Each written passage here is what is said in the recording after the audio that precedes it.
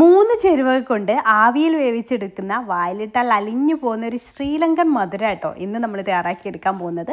നല്ല ടേസ്റ്റുമായിട്ട് ഇത് കഴിക്കാനായിട്ട് വീട്ടിലുള്ള ചേരുവ മാത്രം മതി.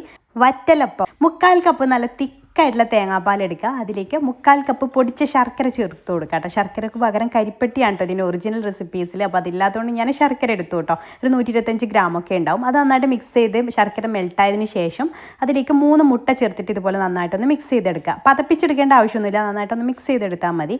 പിന്നെ അതിലേക്ക് 1/4 ടീസ്പൂൺ ഏലക്കപ്പൊടിയും 2 നുള്ളു ഉപ്പ് ചേർത്ത് കൊടുക്കുന്നുണ്ട് കേട്ടോ, മധുരം ബാലൻസ് ചെയ്യാൻ വേണ്ടിയിട്ട്. അതവിടെ മിക്സ് ചെയ്ത് മാറ്റി വെക്കാം. ഇനി നമ്മൾ ഏതിലാണോ ഇത് ആവിക്ക് വേവിക്കുന്നത് ആ ഒരു ട്രേ എടുക്കുക. അത് നെയ്യ് പുരട്ടിയതിന് ശേഷം അതിലേക്ക് ഇത് അരിച്ചിട്ട് ഒഴിച്ചു കൊടുക്കുക. അരിക്കണം കേട്ടോ എന്തായാലും.